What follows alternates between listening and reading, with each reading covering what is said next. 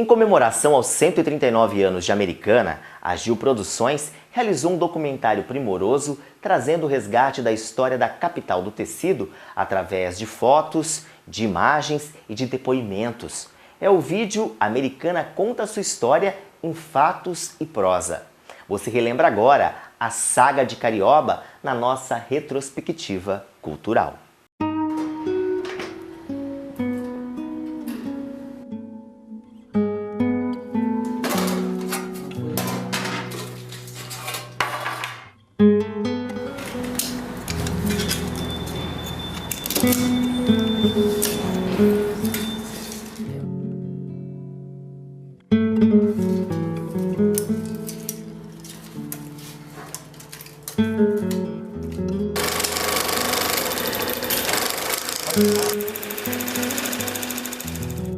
Tira essa foto, 1932. Aí eu quebro a polpa. Que ano é a fotografia? Tem 1940. Já tinha piscina, aí Americana em água e canal não tinha. O casarão da fazenda Salto Grande, antiga ponte de madeira, uma foto de 1935. Olha o comendador Miller. Embaixo aí? É, comendador Miller e dona Albertina, em 1917. Cara de comendador, não. Cara, cuidado. Seu Hércules Jordano, na opinião do senhor, quem fundou a Americana? Para mim, primeiro na história consta, Capitão Correia Pacheco e Basílio Rangel. O Capitão Correia Pacheco comprou as terras para depois lotear, né? Então ele começou o primeiro lote. Então ele foi o fundador. Os avós da senhora já morava aqui em 1909. Esse Capitão Correia Pacheco, eu conheci mesmo. Eu conheci. Ele ia sempre na Dona Maria Bordini, ele era alto, assim, sempre de chapéu, um terno branco, assim.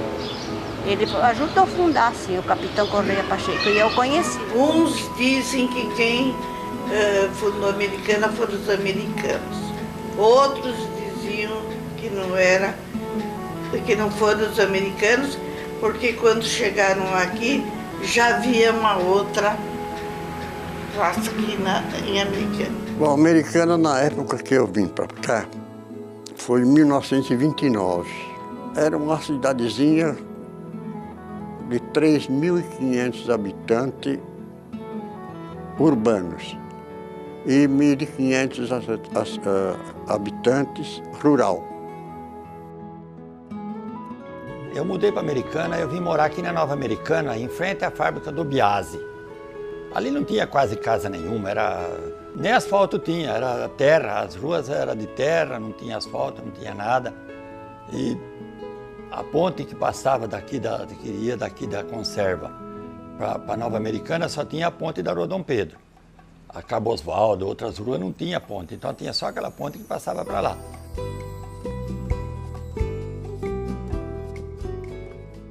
A Americana era um miolinho só em volta da igreja. Eu, quando vinha de São Vito, meu tio tinha um trole com 2 cavalos, que quando vinha para cá a gente vinha.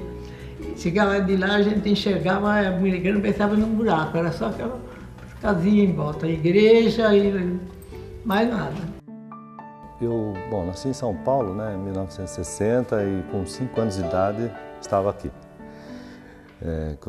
Com meus pais, tá, meus irmãos, né, e meu pai era fotógrafo aficionado, né, mas a profissão dele era alfaiate, né, e ele era boêmio também, ele fazia serenata nos anos 50, final dos anos 40, ele estava em São Paulo fazendo serenata nas madrugadas, tocando violão e com o meu padrinho que tocava violino, né.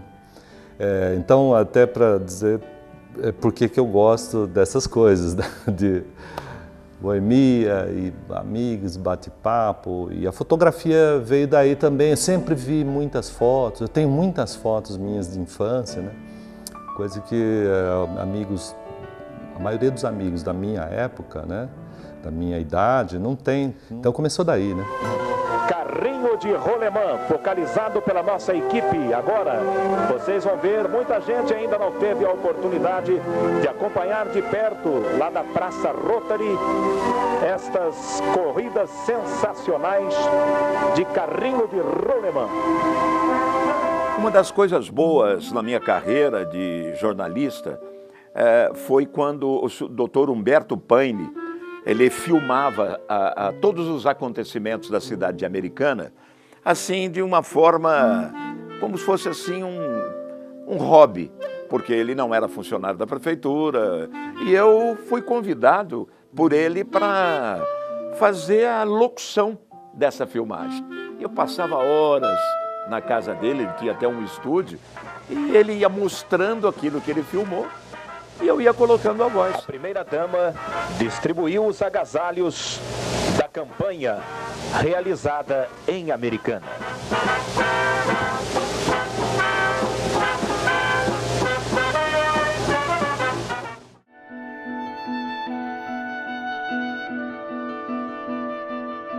Na realidade, se nós formos analisar objetivamente, os primeiros colonizadores nossos foram os escravos.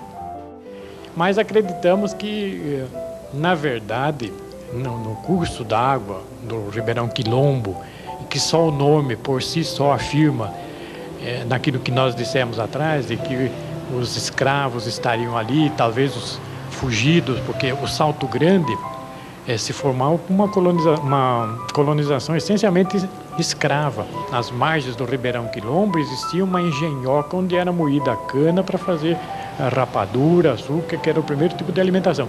Não existia nenhum imigrante europeu até esta data, eram apenas os escravos que tinham esse sistema de alimentação rudimentar com o plantio da cana-de-açúcar e da mandioca. Indicam que realmente os negros encontraram aí um habitat para eles como fugitivos ou como alforreados, e então, posteriormente, algumas famílias, ou italianos ou portugueses, se aglomeraram em torno, eu acredito, da sua igreja, da sua capela, e posteriormente com a estrada de ferro, as ferrovias paulistas como eram determinadas.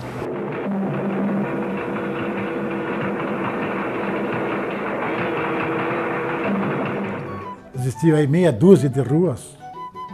A principal era a Rua 30 de Julho. E depois tinha Antônio Lobo. A Rua 12 de Novembro, ali onde hoje é a Washington Luiz. A Rua 7 de Setembro era chamada Rua Imprensa Campineira. Tinha um pedaço da Rua Barbosa, um pedacinho de Dom Pedro, que era o centro da Americana, que era daquela época. O rio antigamente era baixo, certo? Então transbordava e a água voltava tudo para a Rua Carioba, né? Tinha um caminhão que levava e trazia. Levava uma turma e depois trazia outra. E ficava isso aí. Para a molecada, isso aí é um divertimento.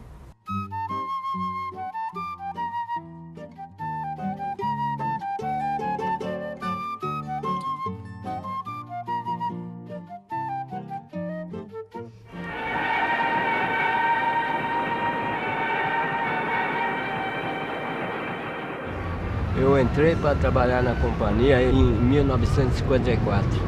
Aqui tinha uma cabina, o cabineiro ficava na cabina recebendo ordem desses aqui, do chefe. Ele ficava lá fazendo a entrada de trem, né? E nós dávamos manutenção na cabina.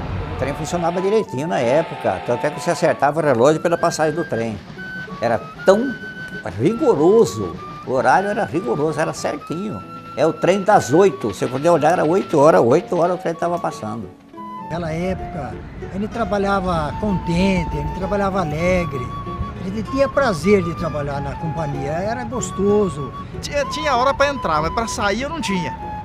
Eu gostava, eu fazia com amor, eu queria ver a coisa funcionando direitinha. Não tinha dia nem hora. Os festejos do centenário coincidiram com a abertura da 15ª PIDAM a Feira Industrial de Americana. E por isso mesmo, a cidade estava repleta de visitantes e autoridades de vários lugares. Em destaque a presença do neto da princesa Isabel e do conde de e bisneto do imperador Dom Pedro II. O príncipe, muito emocionado, lembrou que seu ancestral, Dom Pedro II, ali também esteve e inaugurara aquela estação ferroviária que tantos progressos trouxe à cidade no ramo têxtil. A Americana é tão pequenininha que tudo girava em torno do Campinho do Arno Antonheta. É que onde é a igreja nova hoje, tinha um campinho de futebol lá, peão, fubeca, que é onde todas as crianças americanas iam lá para se divertir. Pô, tinha represa, água limpa, né? Não era suja. A praia vinha 20 e 30 ônibus de fora, todo mundo para passar a tarde aqui. Eles traziam lanche, traziam tudo, mas era limpa, era uma areia branca, limpa, não tinha aguapé, nada. Vinha gente com barco aí, punha o barco e ia passear de barco.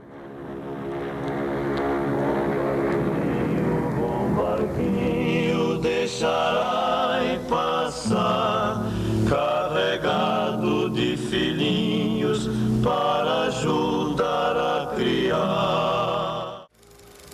Tinha o Cine Central, depois veio o Cine Glória. Era o único cinema, Cine Glória, aí na Rua 13 de Julho, no Convívio. Hoje, novamente vendido, foi chamado Comendador Alfredo Nardini. Depois veio o Cine Cacique e veio o Cine Brasil. Os diretores do cinema contratavam 2, 3 cidadãos para ficarem atrás da tela, molhando a tela. Porque o foco de luz que vinha era tão forte que se não molhasse pegava fogo, porque a tela era de pano.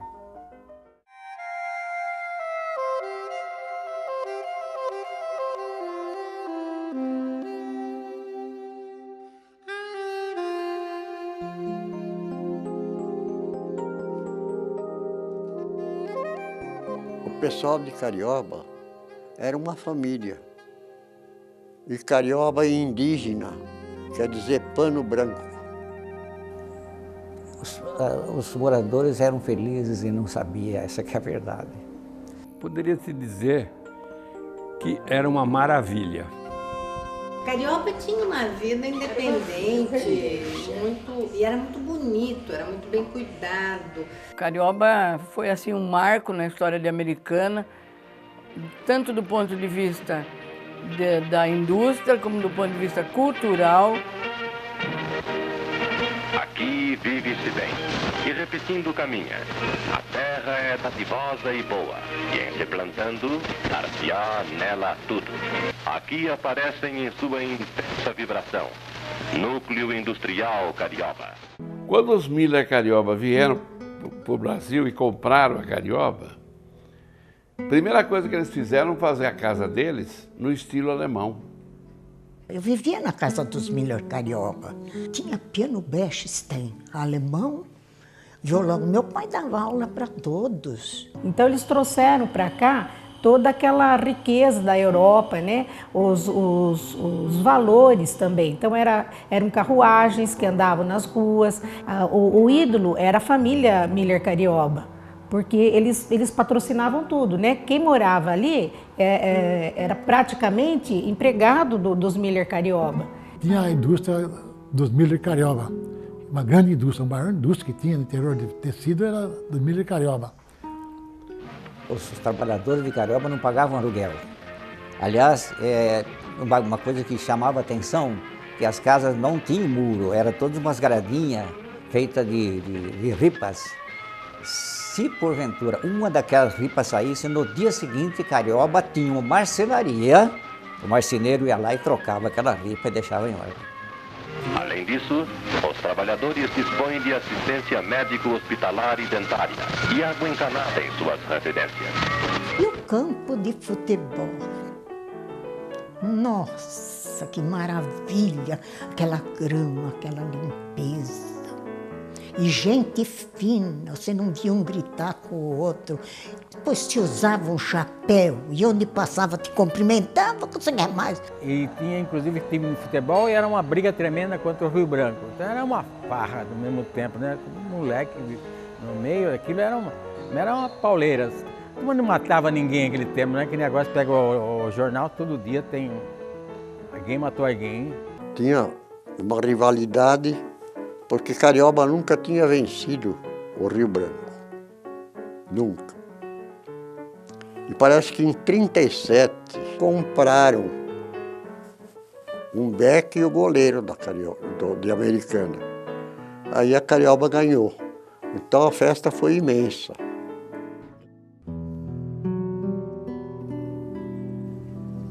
Carioba foi um paraíso. Pensar no que foi Carioba, né? Em tudo que a gente já viu, já leu, tudo que era aquilo lá e o nada que é hoje, né? Então se destruiu a história para se construir o nada. A Americana, ela perdeu muito da sua identidade, porque Carioba foi destruída. E tudo isso foi varrido da história de Americana, pouca gente conhece, pouca gente divulga. E é uma coisa que é tão importante, o processo de destruição da identidade do americanense continuou. Hoje a gente não tem mais quase coisa alguma na cidade, ponto algum que nos remeta àquilo que foi Americana, para saber pelo menos de onde nós viemos. O que eu acho que fizeram errado foi desmanchar aquele bairro. O bairro de Carioba era um bairro joia demais da conta. E isso tudo acabou, né? É o progresso. Às vezes a gente tem que voltar no passado, saber o que era e o que nós somos hoje. Se você for lembrar muito como eu, faz chorar, viu? Faz. O passado faz chorar, não é o presente, é o passado.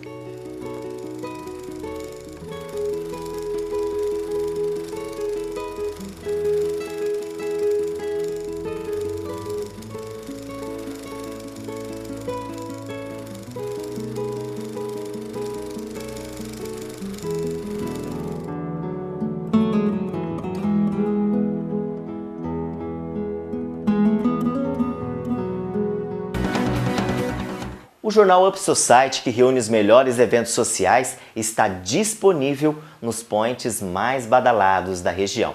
Garanta o seu. Depois do intervalo, o Manajá toma posse como novo prefeito de Americana e é ovacionado. Não saia daí.